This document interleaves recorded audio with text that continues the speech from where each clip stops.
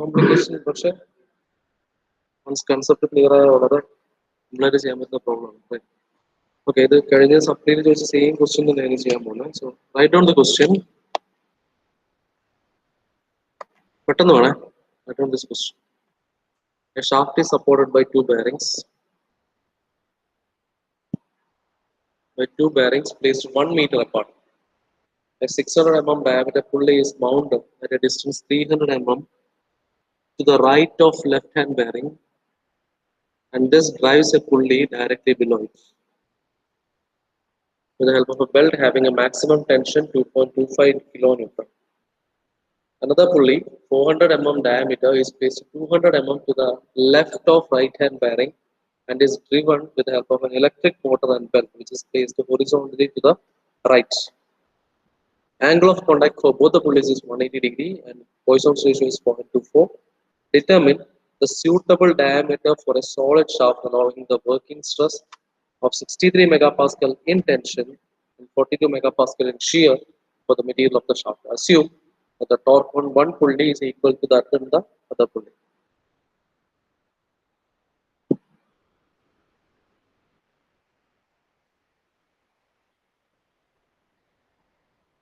Clear ആയിട്ട് എഴുതണം.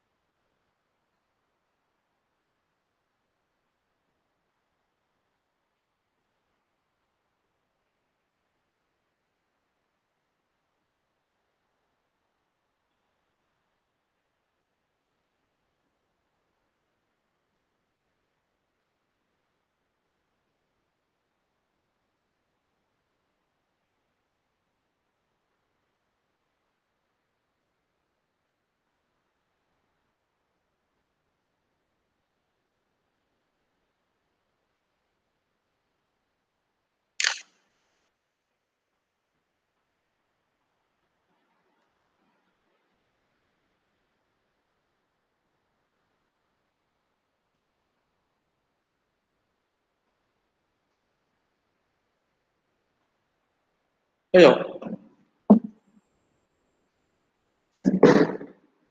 Yes, not ചെയ്തോ. അല്ലേ? ഇല്ല സാർ.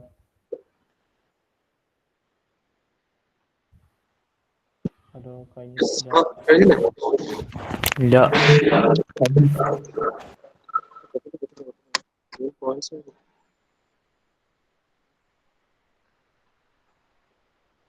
പെട്ടെന്ന് കഴിഞ്ഞിട്ട് പറയാം.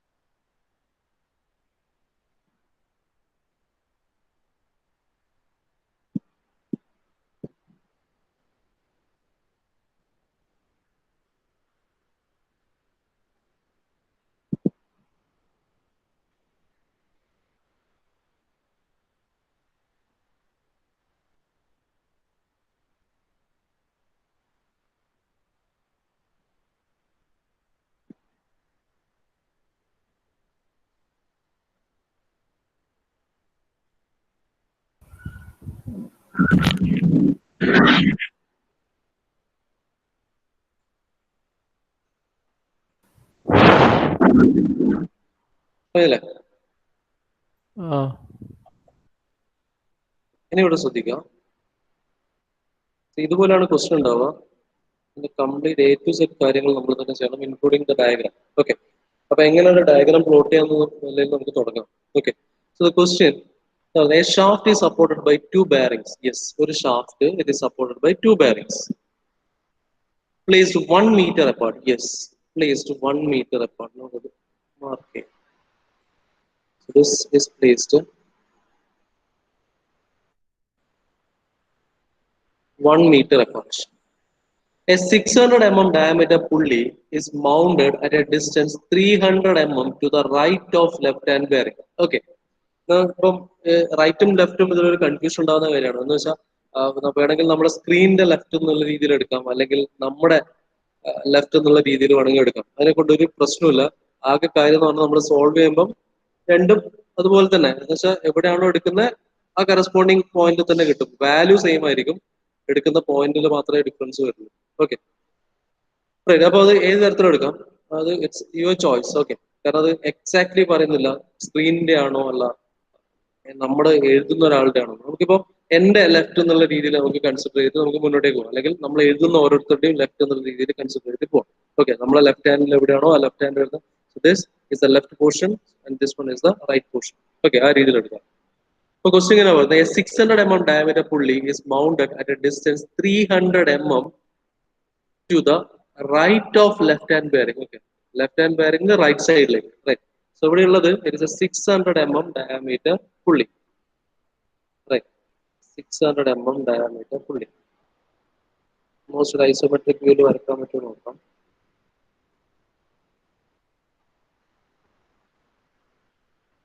Sorry.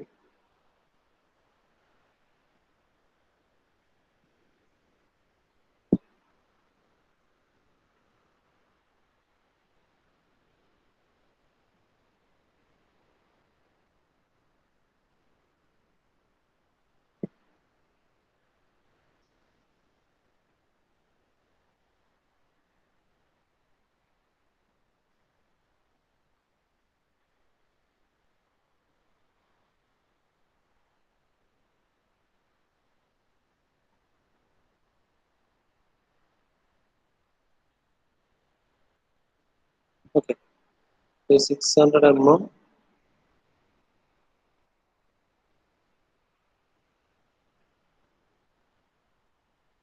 Okay.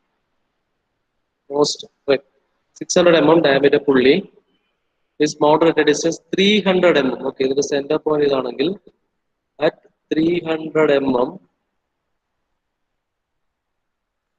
pulley at 300 mm to the right of left hand bearing, to the right of left hand bearing, right? Okay, the diameter of this one is phi is 600 mm.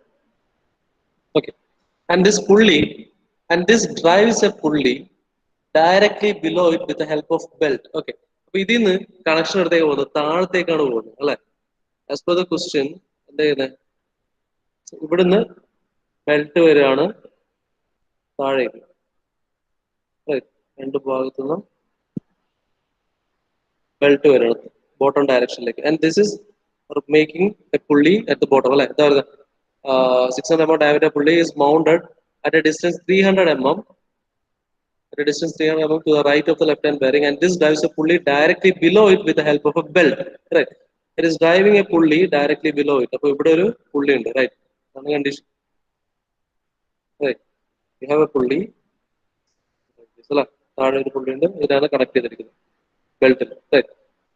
Okay, now another pulley, question the baki, another pulley 400 mm diameter is placed 200 mm to the left of right hand bearing, right? To the left of right hand bearing. So we'll plot that. So കുറച്ച് ചെറുതാണ്, 400 mm bearing ആണ്, right? 400 mm bearing.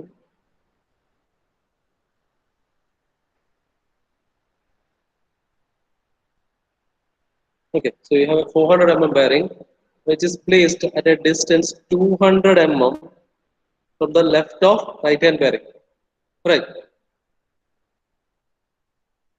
Bearing and is driven with the help of an electric motor and belt which is placed horizontally to the right. എന്ന് വെച്ചാൽ ഇവിടുന്ന് വരുന്ന connection ഇതിനെ connect ചെയ്തിരിക്കുന്നത് it is connected to a motor, right? Now this belt goes to a motor which is connected horizontal, right? എന്ന് വെച്ചാൽ ഇവിടെ ഒരു ഇതിലേക്ക് പോവാം, ഒരു മോട്ടറിലേക്കാണ് പോവുക, right? Right. Okay. Electric motor and belt which is placed horizontal. The angle of contact for both the pulleys theta is equal to 180 degree and Poisson's ratio is equal to 0. And the coefficient of friction is 0.24. Determine the suitable diameter for the solid shaft allowing working stress. Okay, so stress in tension, maximum permissible stress in tension is 63 megapascal and your working stress in shear is 42 megapascal. Okay, ഇത്രയും കാര്യങ്ങളാണ് നമുക്ക് given data ആയിട്ടുള്ളത്, right? ഇവിടെ ശ്രദ്ധിക്കേണ്ട കാര്യങ്ങൾ ഒന്ന് കുറച്ചുകൂടെ clear ആക്കി തരാം.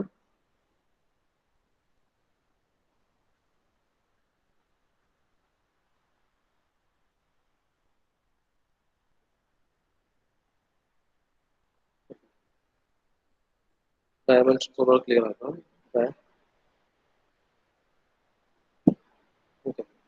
ഈ പുള്ളി നേരെ കണക്ട് ചെയ്തിരിക്കുന്നത്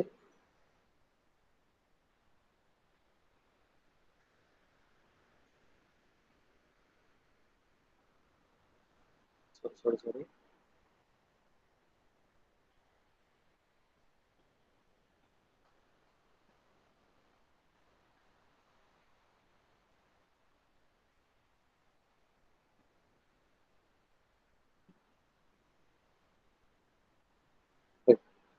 okay, and belt കണക്ഷൻ വരുന്നത് താഴേക്കാണ്,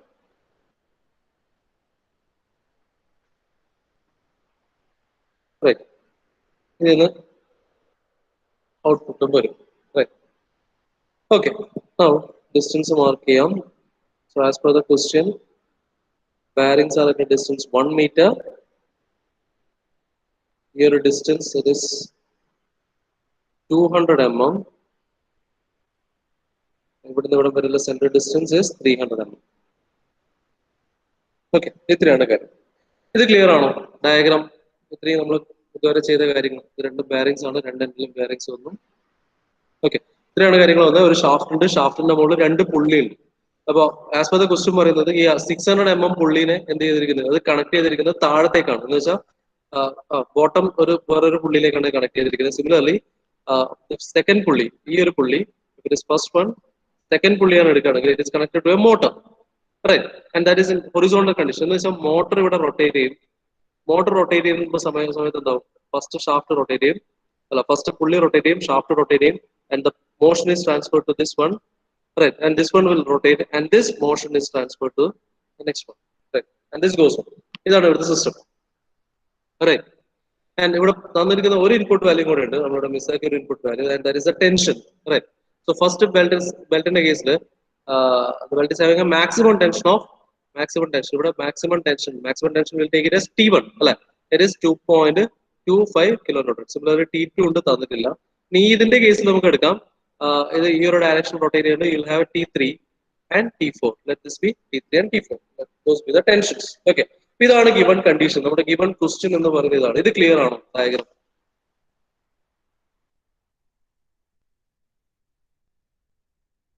ഓക്കെ ആണോ?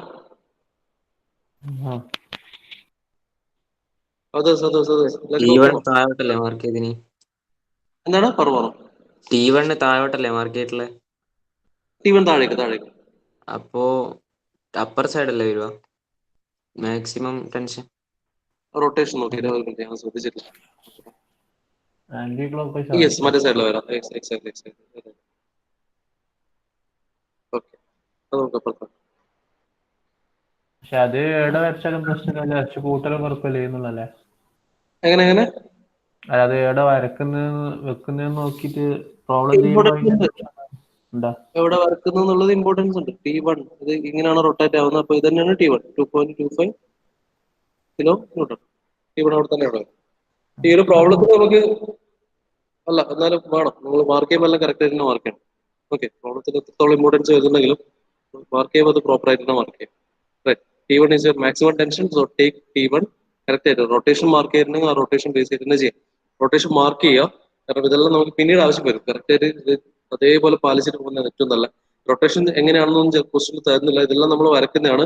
സോ റൊട്ടേഷൻ നമ്മൾ എടുക്കുമ്പോൾ ആ പ്രോപ്പർ ആയിട്ട് തന്നെ ത്രൂ ഔട്ട് അതന്നെ എടുത്തിട്ട് പോകും. ഓക്കെ, ഇത് ആന്റി ക്ലോക്ക്വൈസ് ആണ് റൊട്ടേറ്റ് ചെയ്യുന്നത്. അങ്ങനെ ആകുമ്പോൾ ഇതും ആന്റി ക്ലോക്ക്വൈസിനായിരിക്കും. So this is T3 T4. T3 is your tight side tension, T4 is your slack side tension. Again അതേ റൊട്ടേഷൻ ആന്റി ക്ലോക്ക്വൈസ് ഡയറക്ഷനിലേക്ക് വരികയാണ്. സോ എന്താണ് ദിസ് ഇസ് T1 അല്ല ഇതാണ് T1 ടൈറ്റ് സൈഡ് ടെൻഷൻ, ഇവിടെയാണ് ടൈറ്റ് ആയിട്ട് വരിക. റൈറ്റ്, രണ്ടാമത്തെ side slack side tension T2. Right, ഇത്രയാണ് കേസ്. ഇതിന് നമുക്കൊരു 2 ഡയമെൻഷണൽ ഡയഗ്രം, ഇത് നമുക്ക് ഒരു വിസിബിലിറ്റി കിട്ടാൻ വേണ്ടി തന്നുള്ളൂ. 2 ഡയമെൻഷണൽ ഡയഗ്രം ആയിട്ട് നമുക്ക് റെപ്രസെന്റ് ചെയ്യണമെങ്കിൽ ഇതുപോലെ റെപ്രസെന്റ് ചെയ്യാം. റെപ്രസെന്റ് ഒരു അതിന്റെ ഫ്രണ്ട് വ്യൂ നോക്കിയാൽ ഇതുപോലെ ഉണ്ടാവും. This is your 600 one 400 mm. Right. ഇതിന്റെ സൈഡ് വ്യൂ എടുക്കുകയാണെങ്കിൽ സെൻട്രൽ ആക്സിസ് വന്നു, ഫസ്റ്റ് ഷാഫ്റ്റ് അല്ല ഫസ്റ്റ് പുള്ളി, സെക്കൻഡ് പുള്ളി. നമ്മൾ ഇതിനെങ്ങനെയാണ് പൊതുവെ റെപ്രസെന്റ് ചെയ്യാം. ഓക്കെ, അപ്പോൾ ഇങ്ങനെ വരുന്ന സമയത്ത് ഔട്ടർ പുള്ളിന്റെ കേസിൽ ടെൻഷൻ ഈസ് ഡൗൺവേർഡ്സ് അല്ലെ, ഔട്ടർ പുള്ളി this one. So tension is acting downwards. This is your T1. This is your T2. Right. And second case, your tension is acting in horizontal direction. Right. Tension act here. And this is your T3. And this one is your T4. Okay. That is the representation. Your representation is whatever. Okay. This is okay. Fine. Wow. Okay. So, how will we solve this problem? Well, the condition. All you have to find is all you have to do is to design the shaft diameter. The diameter of the shaft which is unknown. Okay. അപ്പോൾ ഇതിന്റെ ഷാഫ്റ്റിന്റെ diameter കണ്ടെത്തുമ്പോൾ ഇതിന്റെ എല്ലാത്തിന്റെ effect നമ്മളോട് calculate ചെയ്യണം. എന്താ വെച്ചാൽ ഈ ബെൽറ്റിന്റെ ടെൻഷൻ രണ്ട് ഡയറക്ഷനിലേക്കാണ് വരുന്നത്. അപ്പൊ ഇതെല്ലാം നമ്മൾ കൺസിഡർ ചെയ്ത് വേണം ഫൈനലി ഷാഫ്റ്റ് ഡിസൈൻ ചെയ്യാൻ. So this problem is also A combined bending and torsion problem. Okay, combined bending and torsion problem തന്നെയാണ് ഇത്. ഓക്കെ, പക്ഷെ ബെൻഡിങ് മൊമെന്റ് മൾട്ടിപ്പിൾ പോയിന്റ്സിൽ വരും എന്നുള്ളത് മാത്രമേ ഇത് ഡിഫറൻസ് വരുന്നുള്ളൂ. റൈറ്റ്, അപ്പൊ ഒരു കമ്പൈൻഡ് ബെൻഡിങ് ടോർഷൻ പ്രോബ്ലം വന്നു കഴിഞ്ഞാൽ the first objective is to find the torque അല്ലെ. ഞാൻ പ്രോബ്ലത്തിന്റെ ലോജിക്ക് പറയാം. നമുക്കിത് എങ്ങനെ ഇപ്പൊ രണ്ട് രീതിയിലാണ് ഞാൻ ചെയ്യാൻ പോകുന്നത്. ഒന്ന് കംപ്ലീറ്റ് ത്രൂ ഔട്ട് ഞാൻ കംപ്ലീറ്റ് പ്രോബ്ലത്തിന്റെ ലോജിക്ക് വരാം, അതിനുശേഷം നമുക്ക് പ്രോബ്ലം സ്റ്റെപ്പ് ബൈ സ്റ്റെപ്പ് ആയിട്ട് സോൾവ് ചെയ്ത് നോക്കാം. ഫൈൻ. ഓക്കെ, സോ ഇവിടെ പ്രോബ്ലത്തിന് ലാസ്റ്റ് പറഞ്ഞിട്ടുണ്ട് എന്താണ്, assume that the torque in one pulley is equal to that in the other pulley. Okay, first പുള്ളിയിൽ വരുന്ന ടോർക്കും സെക്കൻഡ് പുള്ളിയിൽ വരുന്ന ടോർക്കും സെയിം തന്നെയാണ്. റൈറ്റ്, അപ്പൊ നമുക്കിത് കമ്പൈൻഡ് ബെൻഡിങ് ആൻഡ് ടോർഷനിൽ സോൾവ് ചെയ്ത് പോകുമ്പോൾ ഇതിന്റെ ഫൈനൽ ലോജിക്ക് നമുക്ക് ഇങ്ങനെ പറയാം. So working stress, your tensile stress is 63 megapascal and the working shear stress is 42 megapascal. So ultimately you have to equate this one അല്ലെ. നമുക്ക് ഫൈനൽ so final equation എന്ന് പറഞ്ഞാൽ is your shear stress is nothing but എന്ത് വരും 5/16 tau d cube. Your torque, equivalent torque. So all you have to find is the equivalent torque. Equivalent torque is equal to 5/16 tau d cube, which equates value of diameter. Okay. പക്ഷേ equivalent torque കണ്ടെത്തുക എന്നുള്ളതാണ് നമ്മുടെ main task. Similarly നമുക്കിവിടെ tensile stress തന്നതുകൊണ്ട് തന്നെ using equivalent moment. Okay, you can equate this equivalent moment and then you can equate it to 5/16 sigma b d cube. Okay, നമുക്ക് സ്ട്രെസിന്റെ equation equate ചെയ്ത് കഴിഞ്ഞാൽ അല്ലെങ്കിൽ റെഡ്യൂസ് ചെയ്ത് കഴിഞ്ഞാൽ നമുക്ക് ഈ ഒരു ഫോമിലേക്ക് കൊണ്ടുവരാൻ പറ്റും. M equivalent is equal to M plus square root of M square plus T square. Okay, so ഈ ഒരു ഫോമിലേക്ക് എത്തിക്കുക എന്നുള്ളതാണ് നമ്മുടെ task. Okay, M equivalent bending മൊമെന്റും കണ്ടെത്തുക, ഈക്വലന്റ് ടോർക്കും കണ്ടെത്തുക and equate with standard equation shear stress തന്നിട്ടുണ്ട്, yes, shear stress തന്നിട്ടുണ്ട്, and finally find the diameter. Okay, അങ്ങനെ രണ്ട് മെത്തേഡിൽ കണ്ടെത്തുക and take the best optimum value. ഇതാണ് ഇതിന്റെ ലാസ്റ്റ് എൻഡിങ് ലോജിക് എന്ന് പറയുന്നത്. അപ്പൊ ഇത് സോൾവ് ചെയ്യണമെങ്കിൽ you have to find the equivalent torque and equivalent bending moment. ഇത് എങ്ങനെ കണ്ടെത്തും എന്നുള്ളത് നോക്കാം. അപ്പൊ ഈ ഡയഗ്രാം ഒന്ന് പ്ലോട്ട് ചെയ്യാം, കാരണം ഞാൻ നെക്സ്റ്റ് പേജിലേക്ക് പോകുമ്പോൾ നിങ്ങൾക്ക് പിന്നെ നിങ്ങൾ മനസ്സിലാക്കിയെടുക്കാൻ ബുദ്ധിമുട്ടായിരിക്കും. ഓക്കെ, വിത്ത് അസംപ്ഷൻ ദാറ്റ് നിങ്ങൾ ഇതെല്ലാം നോട്ട് ചെയ്തു എന്നുള്ള അസംപ്ഷൻ ഞാൻ മുന്നോട്ടേക്ക് പോവാണ്.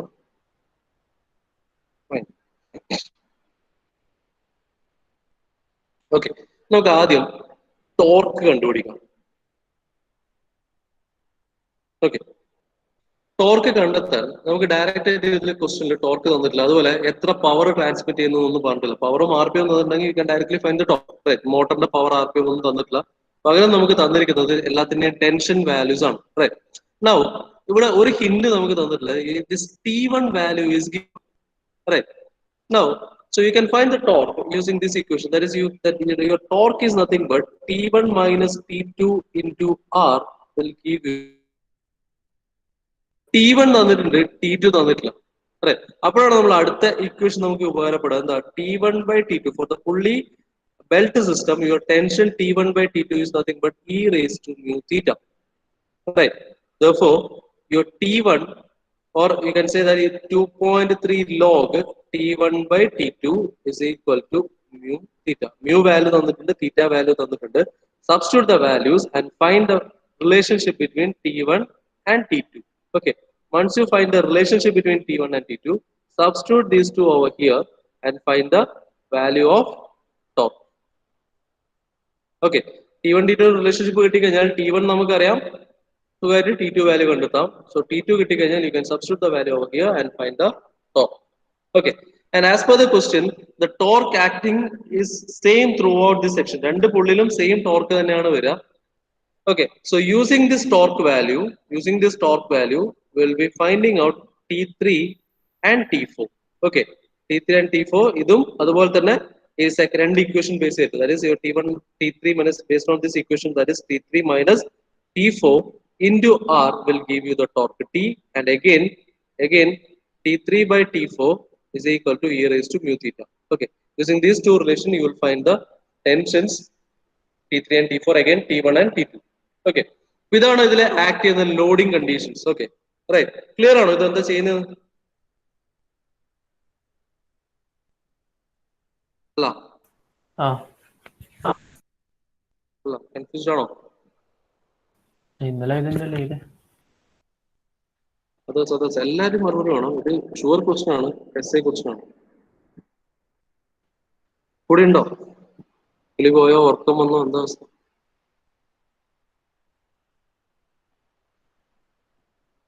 കൂടെ ഉണ്ടോ? Guys, respond. Yes sir. Okay,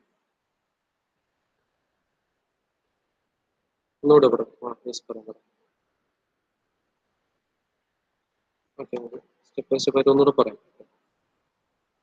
okay, എനിക്ക് തോന്നുന്നു നിങ്ങൾ ഡയഗ്രാം വരെ ഓക്കെ ആണ്. നമുക്ക് നെക്സ്റ്റ് കാര്യങ്ങളിലേക്ക് പോകാം.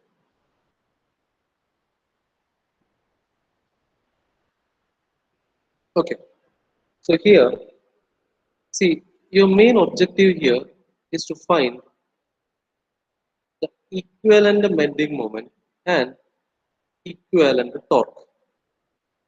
Okay, ഈ രണ്ട് ഇക്വലന്റ് ബെൻഡിങ് മൊമെന്റും ഇക്വലന്റ് ടോർക്കും കിട്ടണമെങ്കിൽ നമുക്കറിയാം M ഇക്വലന്റ് എന്ന് പറയുന്നത് M plus square root of M square plus T square ആണ്. Similarly your T equivalent is square root of T square plus M square. Okay, so ഇത് രണ്ടും കിട്ടണമെങ്കിൽ M ഇക്വലന്റും T ഇക്വലന്റും കാണണമെങ്കിൽ all you need to find is a bending moment and torque.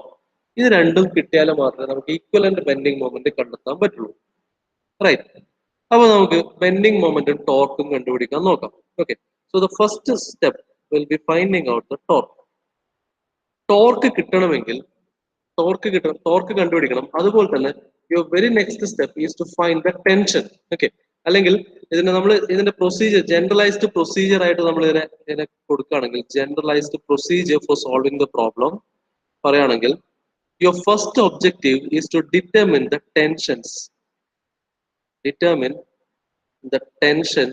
acting on the pulley, which is T1, T2, T3 and T4, and thereby determine the torque, this T. Okay, vice versa. Depending upon the question, ചിലപ്പോൾ torque കണ്ടിട്ടായിരിക്കും ബാക്കി കാര്യങ്ങൾ കണ്ടുവരും.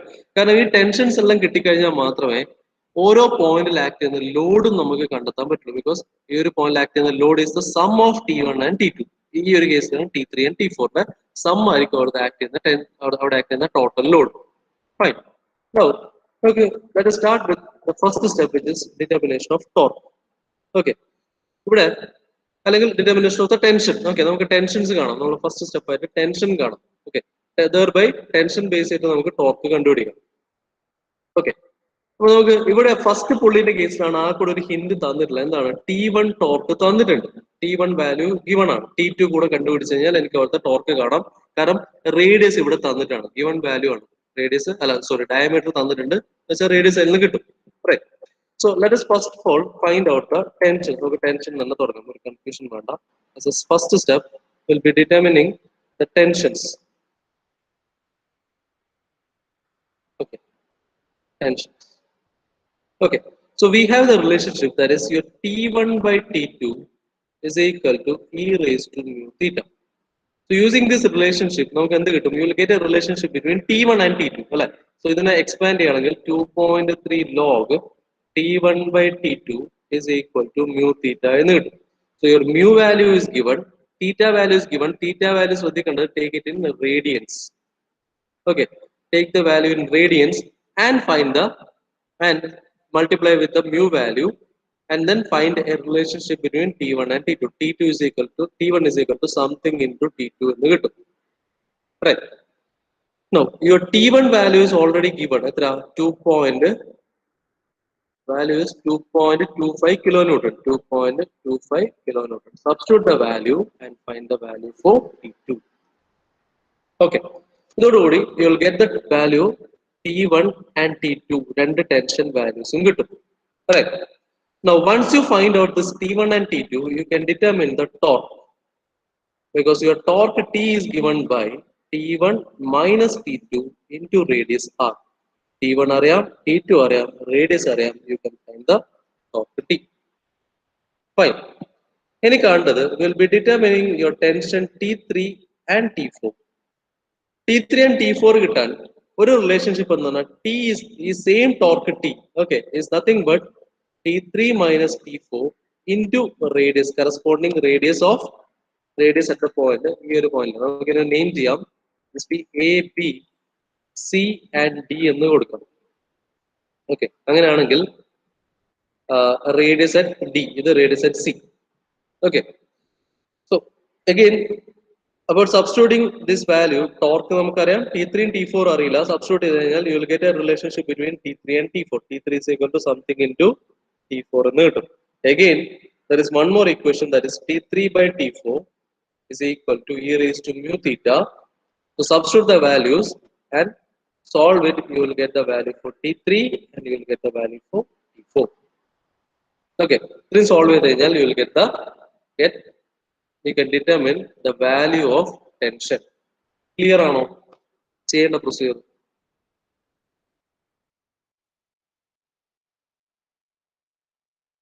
ഏകദേശം clear ആണോ? Yes. Okay, now അപ്പൊ നമ്മളിവിടെ ultimately നമ്മളോട് use ചെയ്യുന്നത് ആദ്യം കണ്ടുപിടിക്കേണ്ട ടെൻഷൻ മാത്രമാണ്. ടെൻഷൻ കണ്ടുപിടിക്കാൻ നമ്മൾ യൂസ് ചെയ്യുന്ന ബേസിക് ഈ രണ്ടേ രണ്ട് ഇക്വേഷൻ, ഈ രണ്ടേ രണ്ട് റിലേഷൻഷിപ്പ് മാത്രം യൂസ് ചെയ്തത്. ഒന്ന് T1 by T2 is equal to e raised to mu theta എന്നുള്ള റിലേഷനും, രണ്ടാമത് ടോർക്ക് is equal to രണ്ടിന്റെ difference into radius. That's it. Okay, അപ്പൊ ഇത്രയും സോൾവ് ചെയ്ത് കഴിഞ്ഞാൽ ഈ ഒരു പോർഷനിൽ നമുക്ക് എന്തൊക്കെ കിട്ടും? T1 കിട്ടും, T2 കിട്ടും, T3 കിട്ടും, T4 കിട്ടും, ആൻഡ് ടോർക്കും കിട്ടും. ഓക്കെ, സോ ഫസ്റ്റ് പാർട്ട് ഇതിലെ കഴിഞ്ഞു. ആദ്യം കാണണമെങ്കിൽ ടോർക്ക് ഈക്വലന്റ് കാണണമെങ്കിലൊക്കെ ടോർക്ക് കാണും. റൈറ്റ്. ഇനി എന്ത് വേണം? ബെൻഡിങ് മൊമെന്റ് കണ്ടുപിടിക്കും, അല്ലെ? ടോർക്ക് കണ്ടുപിടിച്ചു. ഇനി you have to determine the bending moment. Right. your final bending moment. ഇനി ഫൈനൽ ബെൻഡിങ് മൊമെന്റ് കിട്ടണമെങ്കിൽ ഇവിടെയാണ് ഇനി കാര്യങ്ങൾ വരുന്നത്, ഇവിടെയാണ് കാര്യങ്ങൾ കുഴപ്പിച്ചിട്ടുള്ളത്. എന്ന് വെച്ചാൽ നമുക്ക് ഈ ഡയഗ്രം ഒന്ന് നോക്കാം. Okay, so at point C the load is acting in downward direction. ശരിയല്ലേ? രണ്ട് ടെൻഷൻ കൂടെ വലിക്കുകയാണ്. Total load is T1 plus T2 അല്ലെ? ഈ T1 പ്ലസ് T2 എന്ന് പറയുന്ന total load is acting in downward direction അല്ലെ? പുള്ളിയുടെ weight is acting in downward direction because this is connected to a pulley which is directly at the bottom. At the same time, at the point D, നമുക്ക് നോക്കിയാൽ it is connected to a motor which is horizontal connection അല്ലെ? Horizontally ആണ് ഒരു belt വെച്ചിട്ട് connect ചെയ്തിരിക്കുന്നത്. Right? Therefore, the weight or the load is acting in this horizontal direction. Okay, right. First point C എന്നുള്ള point the load is acting in vertical direction. At the same time, the load at D is acting in the horizontal direction. Okay. Therefore, I'll be splitting it into two cases. Okay, ഒന്ന് vertical condition ആയിട്ട്. Okay, when the load is acting in vertical direction. Okay, since it is connected with a bearing, you can assume it as a simply supported beam. Okay, ഒന്ന് vertical condition, രണ്ടാമത് horizontal loading condition. Okay, ഒന്ന് vertical loading condition and the second one is horizontal loading condition. Okay, with the same A and B. Okay, this is your A, B, C and D. C and D. നമുക്ക് ആദ്യം vertical loading condition എങ്ങനെ വരുന്നു നോക്കാം. Okay, vertical loading condition case എടുക്കുമ്പോൾ ഇവിടെ നോക്കിയാൽ മതി, vertical load act ചെയ്യുന്ന ആകെ എവിടെയാണ്? C എന്നുള്ള പോയിന്റിൽ മാത്രമാണ് vertical load ആക്ട് ചെയ്യുന്നത്. Right. So at point C, you will be experiencing a vertical load which is nothing but T1 plus T2 will be acting at the point C. And at point D, external load act ചെയ്യുന്നത് 0 ആയിരിക്കും. കാരണം D എന്നുള്ള പോയിന്റിൽ complete load horizontal direction ആണ് അതിന്റെ effect പോകുന്നത്. Right. So at point D, second കേസിൽ നമ്മൾ ഹൊറിസോണ്ടൽ എടുക്കുന്നത്. അപ്പൊ ഈ ഒരു കേസിൽ at point D it will experience a load in horizontal direction. Okay, അപ്പൊ horizontal ലോഡിങ്ങിൽ the load will be acting at the point D, which is nothing but T3 plus T4, and at C there will not be any load acting. Fine, clear ആണോ? ഇതുവരെ ഉണ്ടോ? കൂടെ ഉണ്ടോ? Yes, sir. Yes, okay. മുന്നോട്ടേക്ക് പോവാം. Okay, right. Now, ഇതാണ് എന്റെ loading diagram. Now, if I plot a bending moment diagram, എനിക്ക് ഇതിന്റെ bending moment diagram പ്ലോട്ട് ചെയ്യാം. റിയാക്ഷൻസ് കണ്ടുപിടിക്കുക. ഷിയർ ഫോഴ്സ് ഡയഗ്രാം ഒന്നും വരക്കേണ്ട കേസില്ല, കാരണം പോയിന്റ് ലോഡാണ്. അപ്പൊ നമുക്ക് ഡയറക്റ്റ് ബെൻഡിങ് മൊമെന്റ് ഡയഗ്രത്തിലേക്ക് പോകുന്നേ ഉള്ളൂ. ഓക്കെ, ഇതിന്റെ ബെൻഡിങ് മൊമെന്റ് ഡയഗ്രാം ഇത് കണ്ടാൽ തന്നെ നമുക്ക് ഊഹിക്കാവുന്നേ ഉള്ളൂ ഏതാണ്ട് ഇതുപോലെ ഉണ്ടാവുക. Your bending moment diagram will be something like this. Your maximum moment bending will be at C, and your bending moment diagram will look like this. Okay, A, B, at point C, and at point D. Okay, ഇതാണ് bending moment.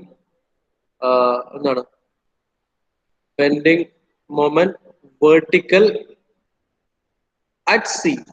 അല്ലെ? Similarly, vertical bending moment B നമുക്ക് ഇങ്ങനെ കൊടുക്കാം. Vertical bending moment at D എത്രയാണ് വരിക? Similarly, if you plot the horizontal bending moment diagram, you will get your bending moment diagram something like this. Okay, which is A, B, C, and D. Okay, now C le bending moment horizontal value is this one. Similarly, at D, horizontal bending moment at D value you will get it as somewhere here. Okay, the higher value. Right. Now, ഈ നമ്മൾ plot ചെയ്ത bending moment ഇപ്പൊ ഏതാണ്ട് ഇതുപോലെ ഉണ്ടാവും. നമ്മളിപ്പോ ഇവിടെ നോക്കിയാല് നമ്മള് ഈ ഒരു ഡയഗ്രത്തിൽ നോക്കുകയാണെങ്കിൽ ഓക്കെ, വെർട്ടിക്കൽ ബെൻഡിങ് മൊമെന്റ് അല്ലെങ്കിൽ ബെൻഡിങ് മൊമെന്റ് വേരിയേഷൻ ഇതുപോലെ ഉണ്ടാവുക. സിമിലർലി ഈ ഒരു ഹൊറിസോണ്ടൽ ബെൻഡിങ് മൊമെന്റ് ഡയഗ്രാം ഇതുപോലെ ഉണ്ടാവും. ഹൊറിസോണ്ടൽ ഡയറക്ഷനിലേക്കാണ് ഉണ്ടാവുക അല്ലെ? ഇതുപോലെയാണ് ബെൻഡിങ് മൊമെന്റ് വരിക. രണ്ടും രണ്ട് പ്ലെയിനിലാണ്. ഒന്ന് ഹൊറിസോണ്ടൽ പ്ലെയിനിലാണെങ്കിൽ മറ്റേത് വെർട്ടിക്കൽ പ്ലെയിനിലാണ് ബെൻഡിങ് മൊമെന്റ് വരിക. പക്ഷെ ഇത് രണ്ട് ആക്ട് ചെയ്യുന്നത് ഒരേപോലെയാണ്. എന്ന് വെച്ചാൽ സി എന്നുള്ള പോയിന്റിൽ ഇവിടെ സി എന്നുള്ള പോയിന്റ് എടുത്തു കഴിഞ്ഞാൽ സി എന്നുള്ള പോയിന്റിൽ ഒരു horizontal bending moment finite value ഉണ്ട്, വെർട്ടിക്കൽ ബെൻഡിങ് മൊമെന്റ് ഒരു ഫൈനൈറ്റ് വാല്യൂ ഉണ്ട്. രണ്ടും രണ്ട് ഡയറക്ഷനിലേക്കാണ്. So the next step is to find the resultant bending moment diagram. Is to draw the resultant bending moment. Okay. So based on this base area, you have to plot a resultant bending moment diagram. Okay. Resultant bending moment എന്ന് പറഞ്ഞാൽ എങ്ങനെ plot ചെയ്യാം? You have A, B, C and D. എന്ത് ചെയ്യാം? Find the resultant bending moment at C. Find the resultant bending moment at D. Okay. എങ്ങനെ കാണും?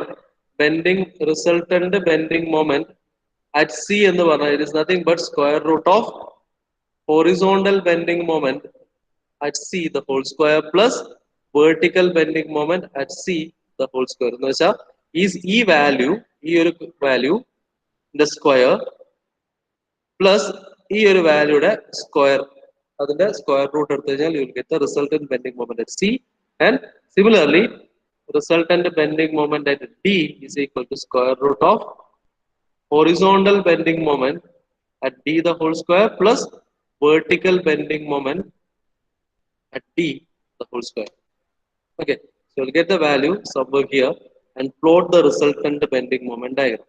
Okay, കിട്ടുന്ന value base ചെയ്ത് resultant bending moment diagram plot ചെയ്യാം and take the maximum value. Okay, take the maximum. എവിടെയാണോ resultant bending moment maximum വരുന്നത്, that is your bending moment M. Okay, maximum resultant bending moment എടുക്കുക, with that is your design moment M.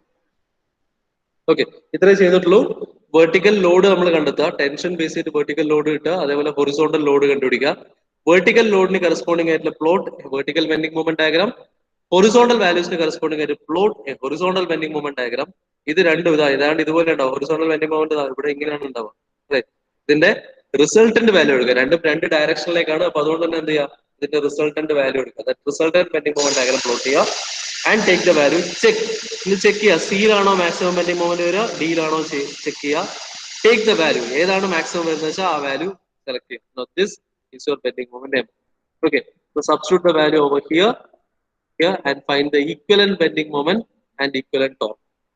And finally equate these two values with the standard equation and find the diameter. ഇത്രയും കാര്യങ്ങളാണ് ഈ ഒരു problem solve ചെയ്യാൻ വേണ്ടി ചെയ്യുന്നത്. ഇതാണ് ഈ പ്രോബ്ലത്തിന്റെ ലോജിക്. ഓക്കെ, ഇത് ബേസ് ചെയ്ത് നമുക്ക് നെക്സ്റ്റ് ഡേ പ്രോബ്ലം സോൾവ് ചെയ്യാം. ഓക്കെ, ക്ലിയർ ആണോ? പ്രൊസീജിയർ ഏതാണ്ട് ക്ലിയർ ആണോ? പ്രോബ്ലം ചെയ്യുമ്പോൾ അതൊന്നും സ്റ്റെപ്പ് ബൈ സ്റ്റെപ്പ് വരുമ്പോൾ ഏതാണ്ട് ക്ലിയർ, പക്ഷേ ഈ ലോജിക്ക് ക്ലിയർ ആയിട്ടുണ്ടാവും. നമ്മൾ എങ്ങനെയാണ് ബെൻഡിങ് മൊമെന്റ് ഡയഗ്രാം എന്തിനാണ് രണ്ട് ഡയറക്ഷനിലേക്ക് എടുക്കുന്നതൊക്കെയുള്ള കാര്യങ്ങൾ ക്ലിയർ ആയിരിക്കും. ഓക്കെ, കാരണം ഒന്ന് വെർട്ടിക്കലാണ് ലോഡ് ആക്ട് ചെയ്യുന്നത്, കാരണം വെർട്ടിക്കലാണ് അതിനെ പിടിച്ച് വലിക്കുന്നത്, താഴത്തേക്കാണ് കൊടുക്കുന്നത്. രണ്ടാമത്തെ കേസിൽ ഹൊറിസോണ്ടലാണ് ടെൻഷൻ അതിനെ വലിച്ചുകൊണ്ട് പോകുന്നത്, അല്ലെ? അപ്പൊ ആ ടെൻഷൻ ആക്ട് ചെയ്യുന്ന ഹൊറിസോണ്ടൽ ഡയറക്ഷൻ, അതിന് വെയിറ്റിന്റെ എഫക്ട് ഒക്കെ ഹൊറിസോണ്ടൽ ഡയറക്ഷനിലേക്കാണ് പോവുക. അപ്പൊ അത് ഹൊറിസോണ്ടൽ ഡയറക്ഷനിൽ ഒരു ബെൻഡിങ് മൊമെന്റ് ഡയഗ്രാം പ്ലോട്ട് ചെയ്യണം. ക്ലിയർ ആണോ? ഓക്കെ, നാളെ നമുക്ക് ആ പ്രോബ്ലം ഞാൻ സോൾവ് ചെയ്യാം. സിമിലർ പ്രോബ്ലം നിങ്ങൾക്ക് അഡീഷണൽ ആയിട്ട് ഞാൻ എക്സ്ട്രാ തരുന്നോട് ചെയ്യാം. ഓക്കെ, അപ്പൊ ശരി. എല്ലാവരും ഇല്ലേ? ഇല്ല.